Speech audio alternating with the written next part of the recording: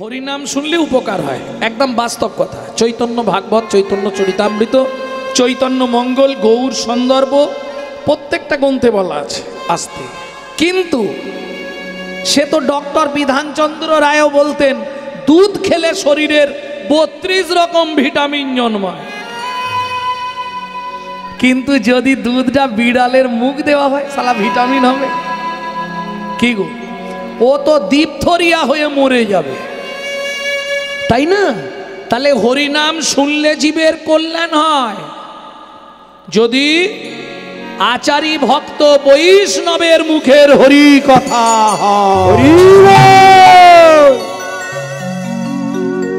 অনাচারী ব্যক্তির মুখে হরি কথা শোনা সর্প উচ্ছিষ্ট সমদুগ্ধং। সাপের এঁঠো করা দুধ খেলে যেমন তোমার ভেতর গিয়ে বিষক্রিয়া করবে, অনাচারী ব্যক্তির মুখে হরি কথা শুনতে ভালো লাগবে কিন্তু তোমার ভেতর গিয়ে ওটা বিষক্রিয়া করবে। বুঝে নেওয়া গেল? তাহলে নৈবিত্বং আমাদের নিত্য প্রয়োজন কি? চৈতন্য চরিতামৃত যখন লিখতে বসলেন কৃষ্ণদাস, এক হাতে নিলেন, কি দেখে লিখবে? আস্তে। কৃষ্ণদাস তো আর চোখ বন্ধ করে লেখেন, কিছু দেখে লিখেছে। কি দেখে লিখলেন? চৈতন্য চরিতামৃত। দুই দিকে দুটি কর্চা নিলেন, কর্চা জীবনী। কার কার? মহাপ্রভুর জীবনী। দুইজন দুরকম ভাবে লিখেছিলেন, কে? গোবিন্দ ঘোষ আর মুরারি গুপ্ত। দুজনের দুটি কর্চাকে নিয়ে লিখলেন চৈতন্য চরিতামৃত। গভীর রাত্রিতে মহাপ্রভু স্বপ্নাদেশ দিলেন, কৃষ্ণদাস কে? তুমি যার চরিত্র কথা লিখছো আমি সেই দয়াময়। শোনো কৃষ্ণদাস, আদিলীলায় জীবের নৈতিক কর্তব্যে 6টা লাইন মোটা কালিতে লিখে দাও। জীবের নৈতিক কর্তব্য কি কি বলেছিলাম? যেমন খেতে হবে, ঘুমাতে হবে, নালে দেহ ঠিক থাকবে না। ভেতরের লোকটাকে বাঁচিয়ে রাখতে গেলে কি দিতে হবে? হরিনামামৃত সুধারস। কোথায় পাবেন? সেইটা চৈতন্য চরিতামৃতে কৃষ্ণদাস লিখছে। সাথে পাঁচে মিলি নিজ দাঁড়েতে বসিয়া, সাথে পাঁচে মিলি নিজ দাঁড়িতে বসিয়া, কীর্তন করো সবে করতালি দিয়া, কীর্তন করো সবে করতালি দিয়া,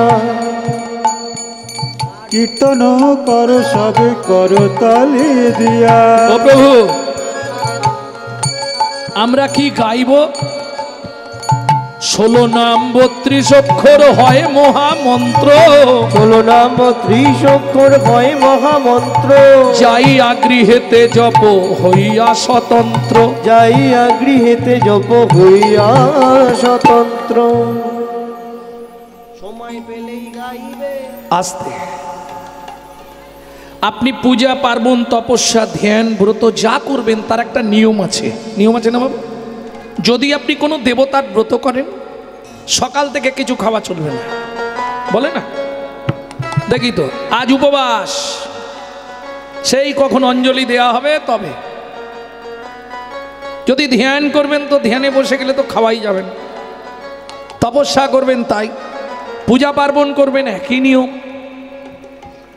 কিন্তু যখন ভক্তরা জিজ্ঞেস করছে, আচ্ছা প্রভু আমরা যে হরিনাম করব, আমরা তো কলির জীব, অন্নগত প্রাণ, একবেলা ভাত না খেলে শরীরে শক্তি থাকেনি, ও প্রভু কোনো নিয়ম আছে নাকি? প্রভু বললেন, বাবা প্রচুর নিয়ম, বলে দেবো। বলো প্রভু। খাইতে শুইতে নাম লবে যথা তথা, খাইতে শুইতে নাম লবে যথা তথা, খাইতে শুইতে নাম লবে যথা তথা, খাইতে শুইতে নাম লবে যথা তথা। স্থান কাল পাত্র নাই নিয়ম বিধি তথা, স্থান কাল পাত্র নাই নিয়ম বিধি তথা। সময় পেলেই গাইবে, সময় পেলেই গাইবে, সময় পেলেই গাইবে, সময় পেলেই গাইবে, সময় পেলেই গাইবে, সময় পেলেই গাইবে। হরি নামে মহামন্ত্র সময় পেলেই গাইবে, হরি নামে মহামন্ত্র সময় পেলেই গাইবে, হরি নাম তোমার কাম কামনা দূরে যাবে, কামনা দূরে যাবে, হরি নাম মহামন্ত্র কামনা দূরে যাবে, হরি নাম মহামন্ত্র কামনা দূরে যাবে, হরি নাম মহামন্ত্র সময় পেলেই গাইবে, সময় পেলেই গাইবে। আস্তে আস্তে আস্তে আস্তে ভক্তমণ্ডলী ভক্তিমতী মায়েরা, তাহলে বুঝে নেওয়া গেল নই বিত্বাং, বুঝে নেওয়া গেল। বাকি আর কটা আছে কে বলবে?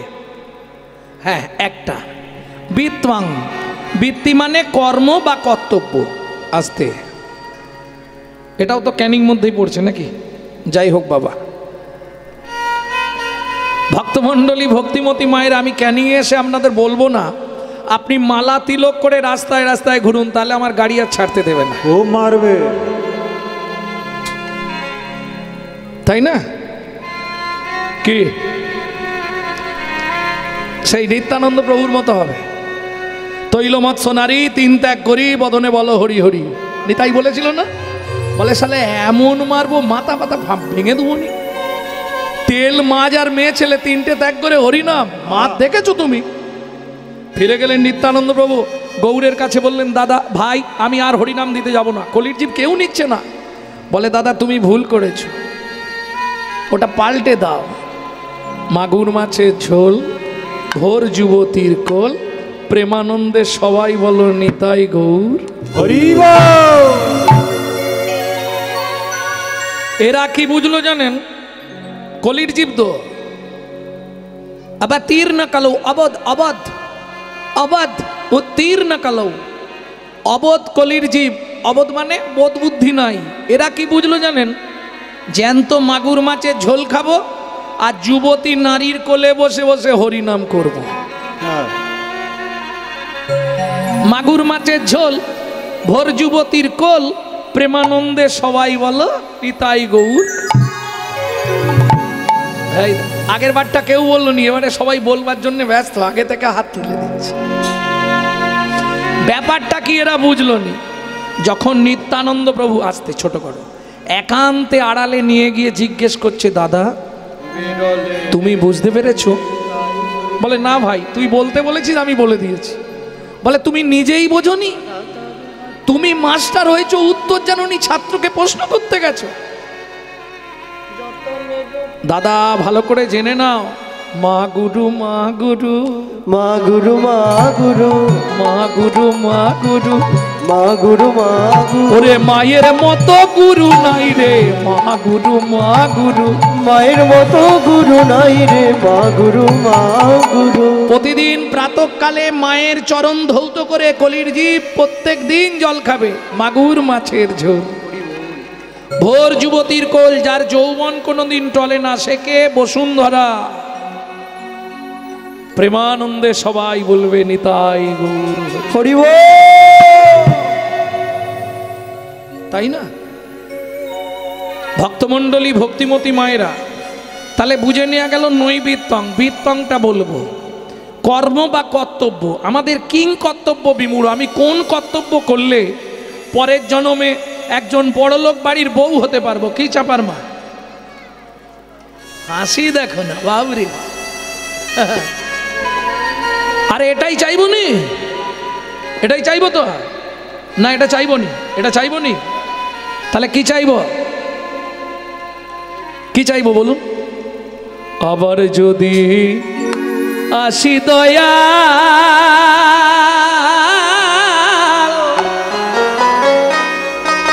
এ ভব সংসারে,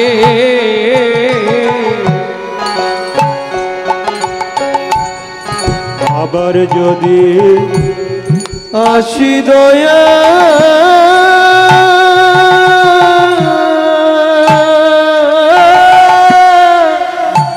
এই ভব সংসারে,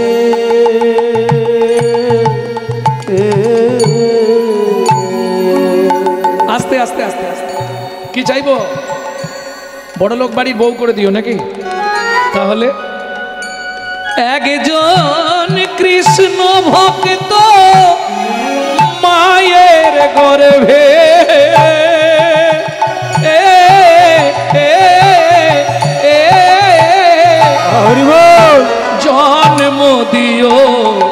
মোরে। একজন কৃষ্ণ ভক্ত মায়ের গর্ভে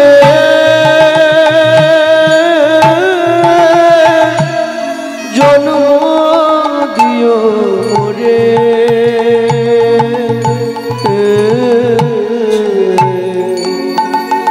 ভক্তমণ্ডলী, ভক্তিমতী মায়েরা, অন্যের কথা কি বলবো, আপনারা নিশ্চয়ই আমার নাম জানেন, অনেকেই নিশ্চয়ই বুঝতে পারেন আমি ব্রাহ্মণ বাড়ির সন্তান।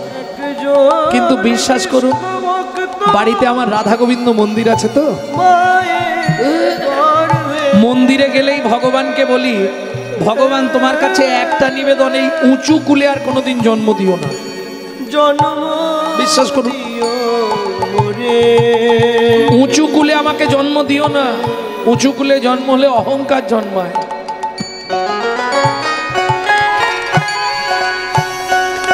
আমি মুচি হইয়া সুচি হব, আমি মুচি হইয়া সুচি হব, গাইব তোমার না, তোমার মতো নেই কো আপন যা, দয়াল রে দয়াল তোমার মতো নেই কই আপন যা, দয়াল রে তোমার মতো নেই কই আপন যা।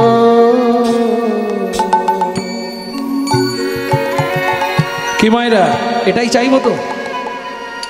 আবার যদি আমার জন্ম হয়,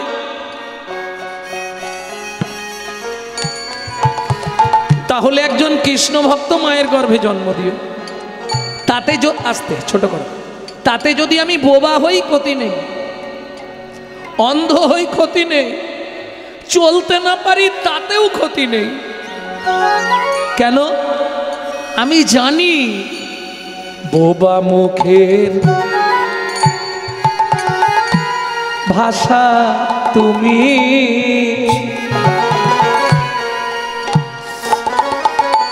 অন্ধেরি আলো, বোবা মুখে যে কথা বলতে পারে না, তুমি ঠিক তার ভেতর থেকে তার মনের ভাবটা ঠিক অন্যকে বুঝিয়ে দাও, দেখেন না, সে ঠিক বুঝিয়ে দেবে। অন্ধ, প্রতি বছর আমি বহুলা অষ্টমীতে রাধাকুণ্ডে যাই। বহুলা অষ্টমী তিথিতে যে বা কুণ্ডে করে স্নান, তারে রাধা সমপ্রেম কৃষ্ণ করে দান। ওই বহুলা অষ্টমীতে রাধাকুণ্ডে স্নানে যাই প্রতি বছর। তা গত বছর একজন লগ্ন থেকে এসছে, দু চোখ অন্ধ, কোনো দেখতে পায়নি। ভাবুন এতে কি বোঝা যায়? কোথায় লগ্ন, কোথায় রাধাকুণ্ড, সেখান থেকে আসছে রাধাকুণ্ডে স্নান করতে। বোবা মুখের ভাষা তুমি, অন্ধেরি আলো, বোবা মুখে ভাষা তুমি, অন্ধেরি আলো, তোমার করুণা দয়াল তার উপরে ভালো। ওগো পুত্রের পুত্র তুমি, ওগো পুত্রের পুত্র তুমি, নির্ধনির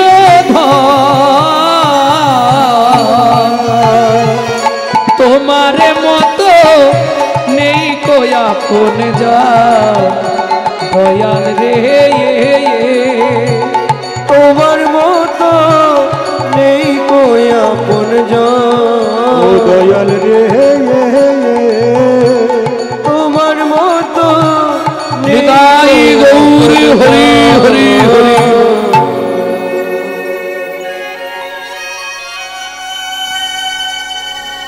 জীবনের সব থেকে বড় চাওয়া, তাই তো? আবার যদি জন্ম হয় একজন কৃষ্ণ ভক্ত মায়ের গর্ভে, আমার জন্ম দিও, আর কিচ্ছু চাই না। সব থেকে জীবনের বড় ছোঁয়া।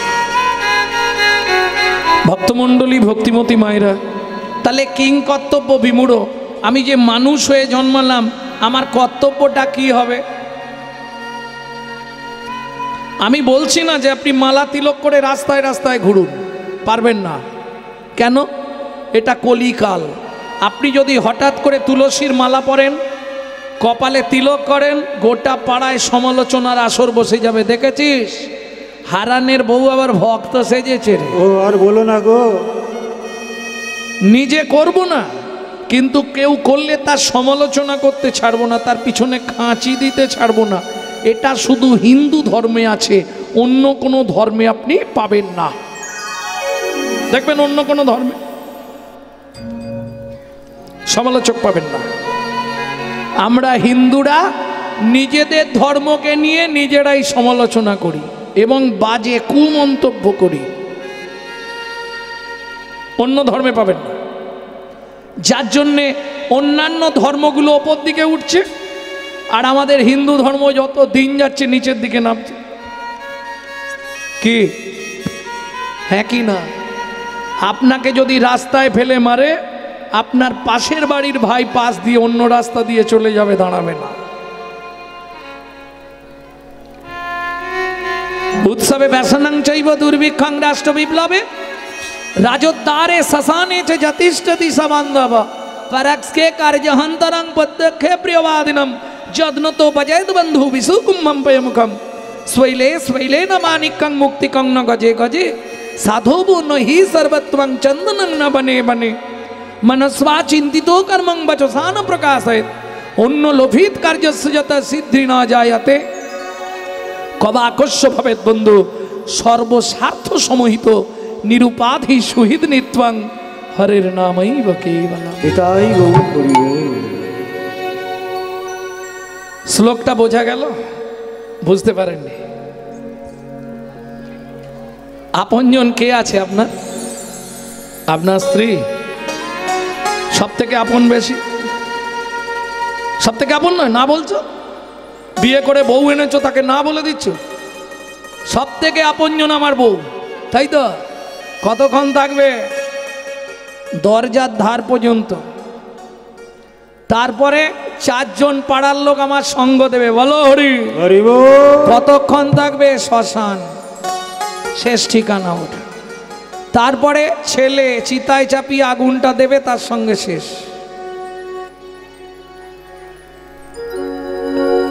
এ তো অভিনয় যে তোমার বউ হয়েছে, ও আগের অঙ্কে আর একজনের বউ ছিল।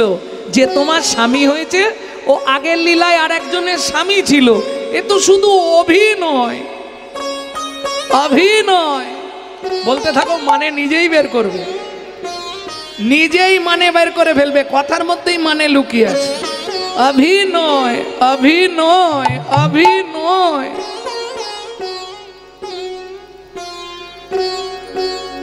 অভিনয়। ভক্তমণ্ডলী, ভক্তিমতী মায়েরা, কি হলো? চাপার মা হাসছো কেন? নিতাই নিতাই। তাহলে কিং কর্তব্য বিমূঢ়, আমার কর্তব্যটা কি হবে? কিছু মনে করবেন না, আমি খোলামেলা বলছি। বাড়িতে বাবা মাকে ভাত দেবো না, আর মন্দিরে গিয়ে বাবা কি জাঁকজমক। শনিবার হলে খালি দেখতে হয়, বৌদি কোথায় যাচ্ছেন? বড় বাবার পুজো দিতে। বাড়িরটা ছোট বাবা, মন্দিরে আছে বড় বাবা। খবর নিয়ে দেখবেন জীবনে শ্বশুর শাশুড়িকে ভাত দেয়নি, কি লাভ হবে? সংসারও মাঝারে আকারও সাকারে মাতা পিতা তব দেব দেবী মাতা পিতা ধন চিনল না যে জন সে কেন বলো ভবে জনম ধরি।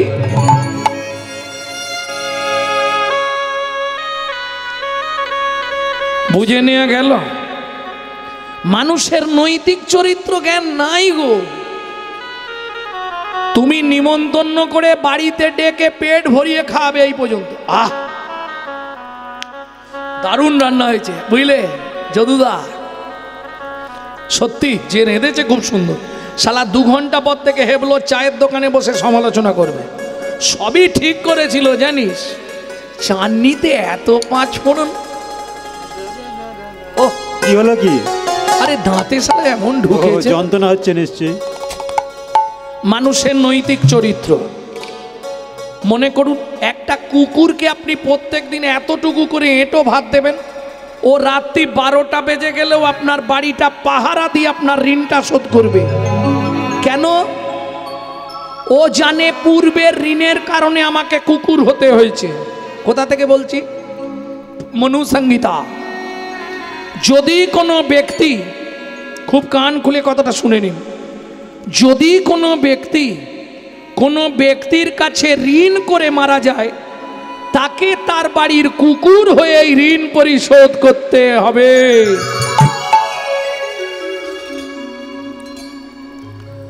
কুকুরের নৈতিক চরিত্র জ্ঞান আছে। রাত্রি 12টার সময় বাড়ি ফিরবেন, ও জানা নামটা ধরে একবার ডাকবেন, লালু। ও বাবা, এদিকে আয়। ও বলতে পারবে না, কিন্তু আওয়াজ করবে, পা চাটবে, লেজ নাড়বে। চলুন সংলাপ কি বলছে শুনে নি। যেটা আপনারা ইউটিউবে শোনেন একটুখানি করে, আজকে গোটা সংলাপটা একসঙ্গে বলছি। পশু জাতি বুঝতে পারে, বলতে জানে না, মানব জাতি জেনে বুঝেও মেনে চলে না। মানব জাতি জেনে বুঝেও মেনে চলে না। পৃথিবীতে এমন অনেক মানুষ আছে ভাই, মানুষের মতোই দেখতে মনুষ্যত্ব নয়। মানুষের মতোই দেখতে মনুষ্যত্ব নয়। নিজেরা সব ভুগে মরে নিজের কর্ম দোষে, বাবা মাকে তাড়িয়ে দিয়ে কুকুর কিনে পোষে। বাবা মাকে তাড়িয়ে দিয়ে কুকুর কিনে পোষে। মানুষ নয়, মনুষ্যত্ব ছাড়া হোক না যত জ্ঞান বুদ্ধি বিবেকেতে বাড়া, মনে আর মানে বড় বড় সেই নয়। কৃষ্ণ প্রেম জড়ন্তরে তারে মানুষ, তারে মানুষ কয়। প্রেমে জড়ন্তরে তারে মানুষ কয়। কৃষ্ণ প্রেম জড়ন্তরে তারে মানুষ কয়। আস্তে আস্তে আস্তে